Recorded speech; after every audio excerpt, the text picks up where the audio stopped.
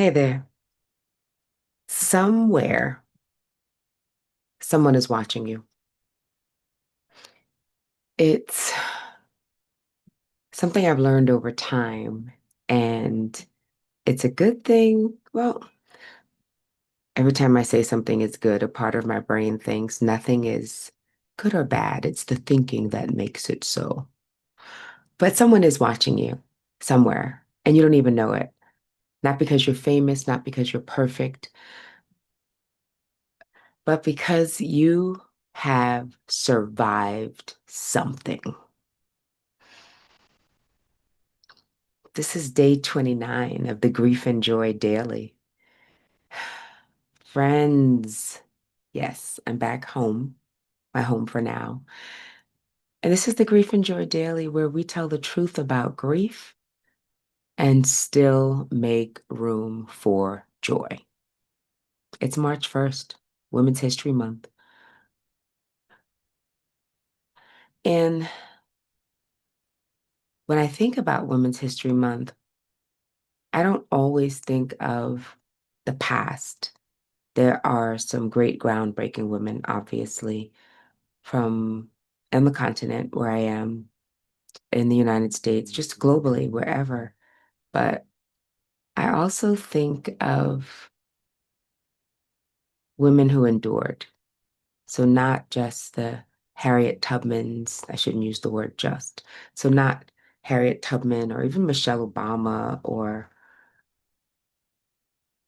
people that have gone before us, but people that I know now, people that are not in textbooks yet, women who have endured, women who have rebuilt, women who keep going when they didn't want to, when they really wanted to stop. And I think you're probably one of them. Most of the people that have found me have survived, have endured something, and they're looking for inspiration. They're looking for possibility. They're looking to see that they're not alone. So applaud yourself. You did it.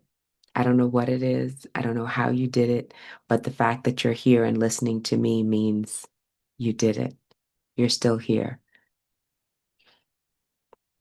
Now, something I have also learned over the years, quite honestly, even as a child, visibility is responsibility.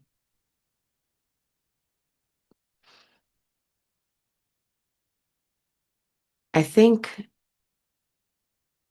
I previously, and maybe a lot of people, thought of visibility as leadership, our teachers, our parents, our aunts, our uncles, the leaders in our community, in the world. And that's, from the child perspective, and then growing up and seeing people on TV. So sometimes they were even actors, sports figures. Can remember the commercials with Charles Barkley saying like he's not a role model. And I guess he was saying that because he didn't want the responsibility, because visibility is a responsibility.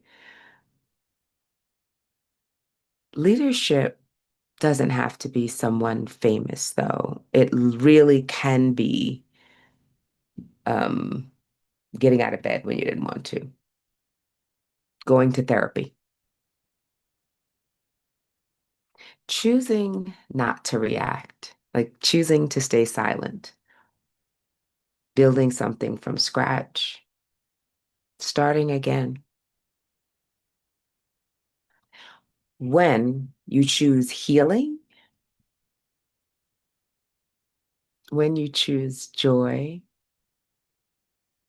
when you choose to balance or regulate yourself, when you are literally exploding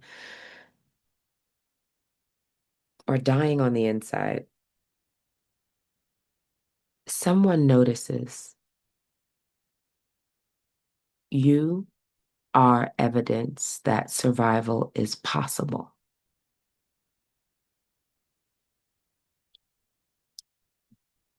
Your healing gives others permission. There are women watching you who are grieving quietly, rebuilding their lives privately, doubting themselves daily. And when they see you show up, imperfect, human, still doing the thing in real time while processing, they think to themselves, huh, maybe I can do that too. And that's leadership, not planned, not polished, not curated, but the literal embodiment of it.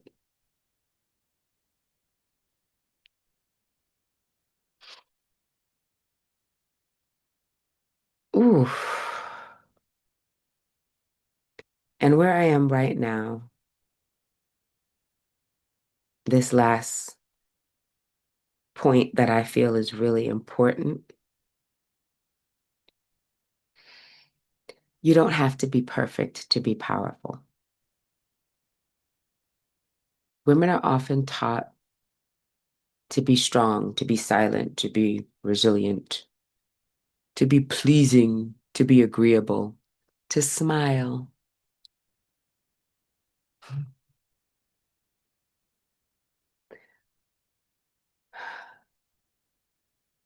But power, real power, is both. It might be yelling, it might be crying, but crying and still presenting, grieving and still traveling, building and still resting. You're someone's evidence that grief and joy can coexist. I am someone's evidence that grief and joy can coexist.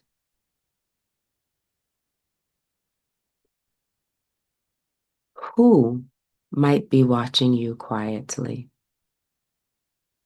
and drawing strength from you, from the way you live, how you show up each day? And maybe you are polished, but none of us are perfect. And building from your persistence.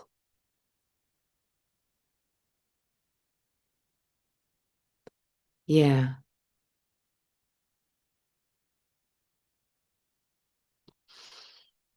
I can think again after my daughter died,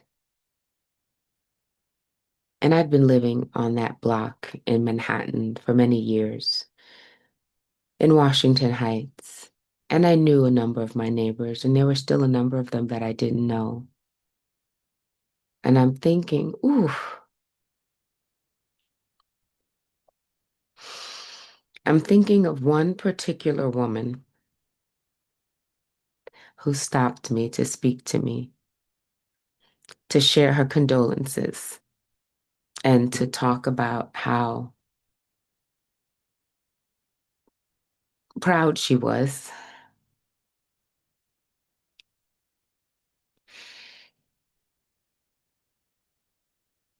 seeing me leave the house, like literally. And I wish I remembered her name. She still lives around the corner from me. And and so when I think of people watching, that would be one example that really moved me and saying she just didn't know how I did it. And I don't, people often say how strong I am, and I don't exactly feel that way, but I will acknowledge that I'm doing the best I can. And I often tell myself that's enough. And people are watching. We may not always feel seen, but we are being seen. We are being impacted and we are impacting others.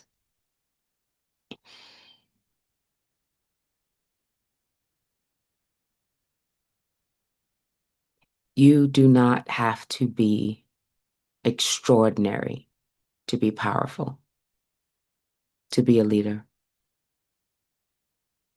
to be impactful. You just have to keep showing up.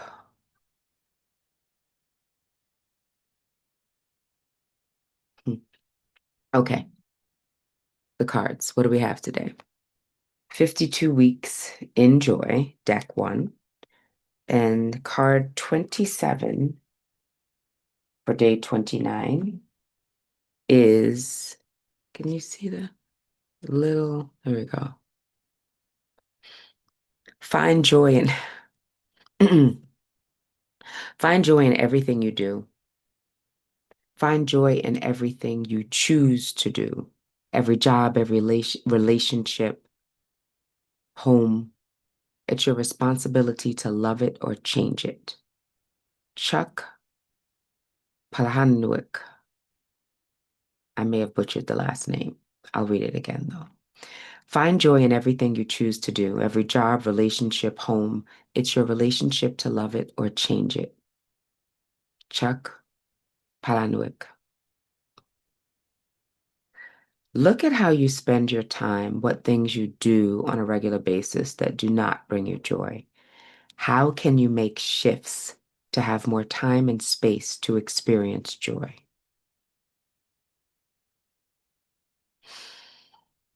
Hmm.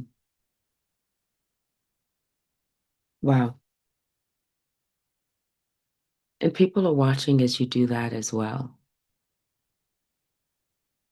Even with that card, I recall my daughter, and clearly we know our children are watching us or young people in our lives, but my daughter watching me and commenting to someone else that adults always tell children they can do and be anything they want to be, but they see us not living that. They see us not living that. And that inspired me to really look at how I was living and make changes.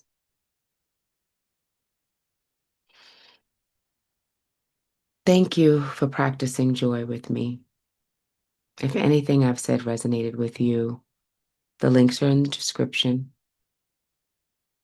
You can join the community, get the deck, practice your joy daily, and you can pick a card a week.